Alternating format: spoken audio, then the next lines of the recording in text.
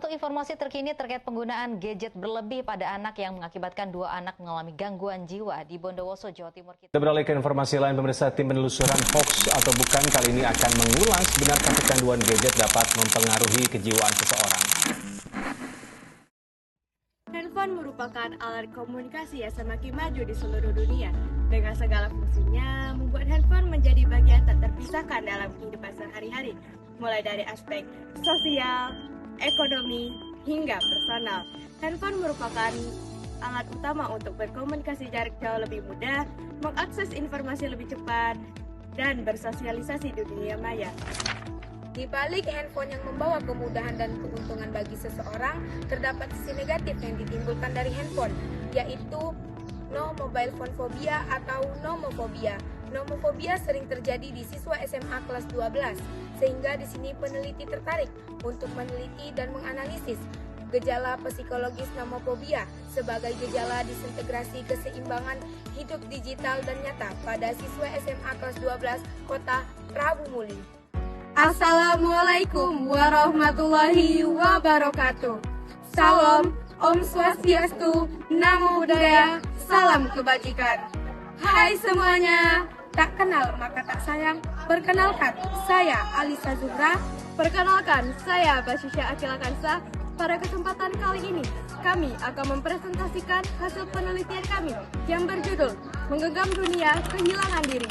Analisis psikologis nomofobia sebagai gejala disintegrasi keseimbangan hidup digital dan nyata pada siswa SMA kelas 12 Kota Prabu Muli.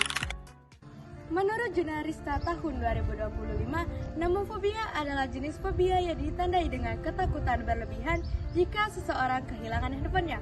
Maka dari itu, penelitian ini bertujuan untuk menganalisis dampak nomofobia sebagai disintegritas keseimbangan hidup digital dan nyata pada siswa kelas 12 Kota Prabu Muli. Berdasarkan latar belakang tersebut dapat dirumuskan beberapa masalah, yaitu yang pertama, bagaimana proses nomofobia membuat kehidupan seseorang menjadi tidak seimbang antara dunia nyata dan dunia digital. Yang kedua yaitu bagaimana peran komunikasi digital dalam membentuk pola interaksi sosial modern. Yang ketiga yaitu apa dampak nomofobia terhadap kesehatan mental dan hubungan sosial individu. Yang keempat yaitu faktor apa saja yang ditimbulkan dari nomofobia terhadap generasi digital. Analisis ini dilakukan selama 11 hari dimulai pada tanggal 18 Agustus 2025 sampai dengan 29 Agustus 2025. Penelitian ini dilakukan dengan menggunakan metode deskriptif kualitatif melalui analisis data kuesioner yang diolah secara online dan dibagikan kepada beberapa siswa-siswi SMA kelas 12 di Kota Prabu Muli. Berdasarkan hasil kuesioner pertama yang dibuat oleh peneliti, 29% siswa SMA kelas 12 Kota Prabu Muli sebagai responden jarang merasa khawatir, cemas, dan stres ketika tidak menggunakan handphone.